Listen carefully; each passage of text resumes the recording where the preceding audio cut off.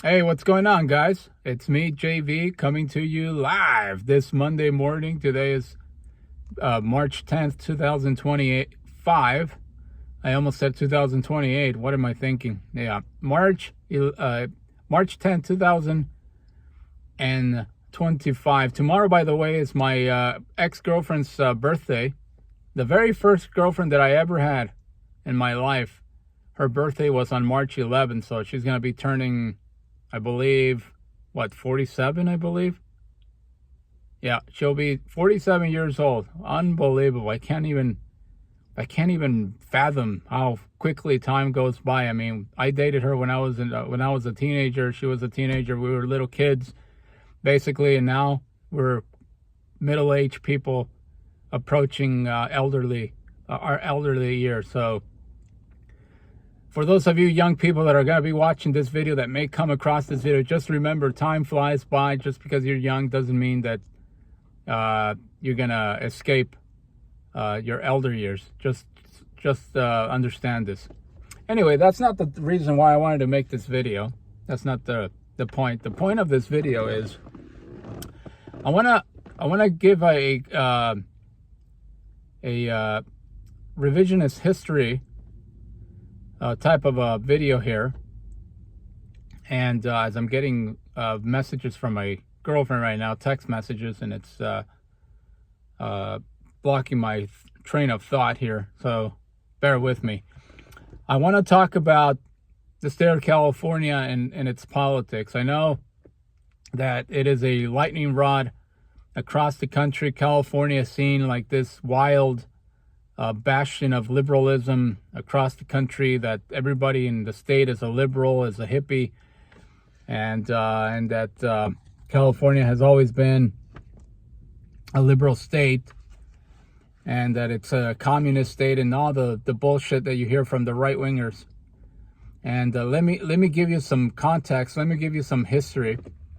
Back in the 90s, there was a governor by the name of Pete Wilson that served as and he was a Republican, by the way, former attorney. He was a Republican, and he served as the governor of the state of California for 8 years, between 1991 and 1999. And during that period of time, California was a swing state, basically, politically speaking. They had voted Ronald Reagan twice, in 1980 and in 1984. The state voted for Ronald Reagan, and I believe and same thing in 1988. They voted for George Herbert Walker Bush. So California was definitely not a blue state back in the 80s and the 90s. Then, as the 90s progressed and the demographics started to shift, and we started to see more Latinos coming into this country, to the state, as well as Asians, the state became more of a swing state, politically speaking. And at the time, the Republican Party here in the state of California was starting to get concerned that the state was basically slipping away from them. It was slipping away from their hands.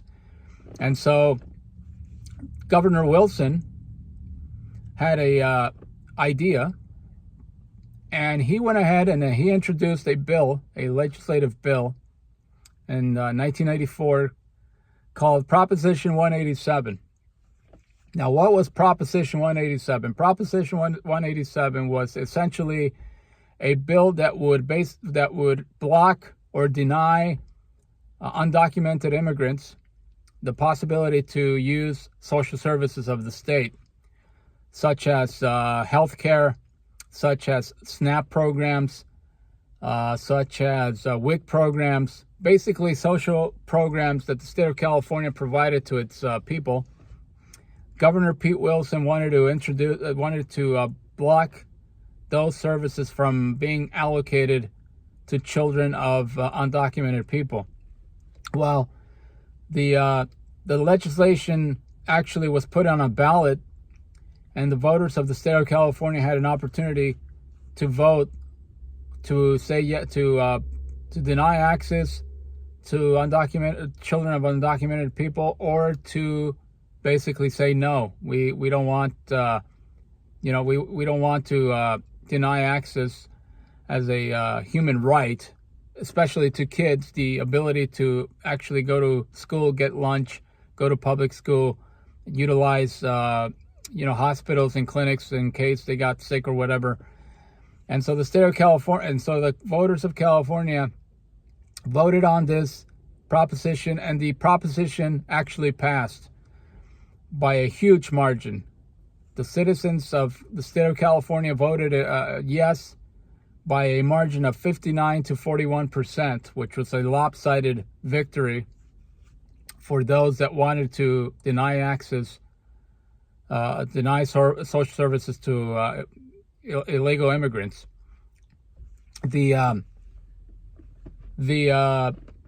proposition was immediately overturned by a judge here in the state of California 3 days later on November 11th, 1994, saying that it was unconstitutional, saying that it was based on bigotry, racism, and that it was illegal to basically deny access as a human right to illegal immigrants, the right to these social services that the state of California wanted to implement. So California wanted to come up with their own system of denying illegal immigrants this access based on the fact that, and they used the excuse that economically speaking, it was going to have a hindrance on the state of California not being able to provide all of these resources to so many people that were undocumented in the state of California. That was the onus, that was the motivation, that was the drive for introducing this bill into a ballot measure, which was ultimately voted on by the residents of California. So as you can see, California, that was just one example. California was far from being a liberal state. It was a shed water moment, though. That proposition 187 was truly a before and after point in the history politically of the state of California, because a lot of historians will tell you that because it was such a racist and bigotry-filled proposition that the Republican Party introduced here in the state of California, it truly just changed it changed basically the history. It changed the state of California forever, at least for the present time, for the historically speaking, for the present time. It was a watershed moment. It was a before and after. And after that 1994 ruling by the judge, by a judge here in the state of California, the state truly started shifting in a big way to the left, and it started shifting to the Democrats. And the Republican Party started losing a lot of their stronghold over the state because it was it was becoming a blue state. It was not a swing state anymore. And so in 1999, when Gray Davis replaced Pete Wilson as the governor of the state of California, Gray Davis basically squashed any appeals that the right or the Republican Party wanted to submit to overturn the ruling of the judge, so that the Proposition 187 would actually go into effect. Which the people of California spoke on November 8th, 1994, and they decided that, you know what, we do not want to provide social services and resources to illegal immigrants and their kids.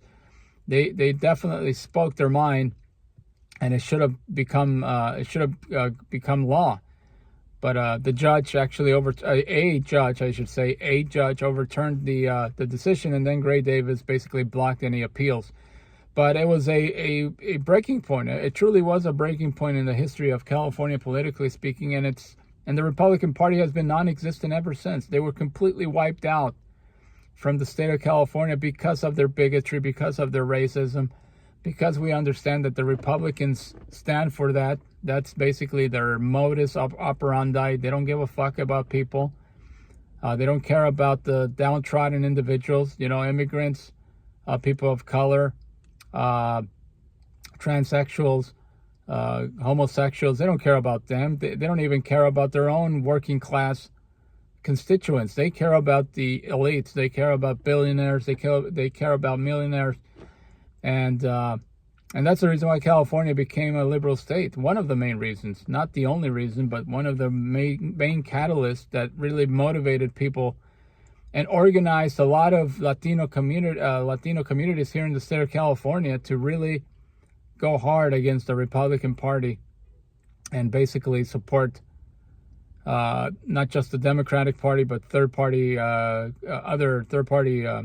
basically third parties is what I'm trying to say. So for those of you that think that California has always been a bastion of liberalism, that's always been a bastion of left-wing politics, with the exception of the Bay Area has always been like that.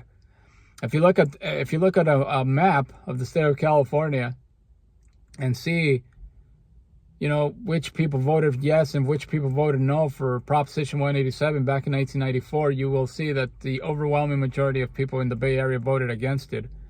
But the rest of the state, was basically even Southern California, voted in favor of Proposition 187. So the shifting demographics, the fact that there's so many Latinos and Asians here in the state of California now, have completely squashed any possibility of the Republican Party coming back anytime soon.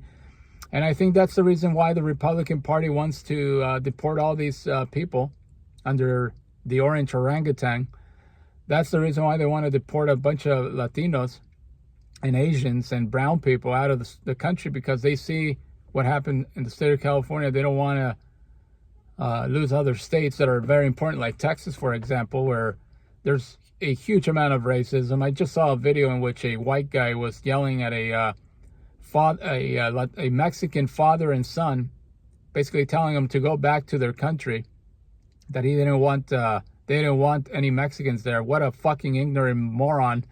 If he would only crack open a fucking book and read his history, he would know that Texas was actually Mexican before it was even American. So if there's anybody that should leave the state of Texas, it would be him and his ancestors, not the Mexican father and son. But I digress. So I just wanted to give a brief historical rundown of why the state of California has become a Democratic stronghold. It will probably continue to be a Democratic stronghold as the demographics continue to shift more and more and more.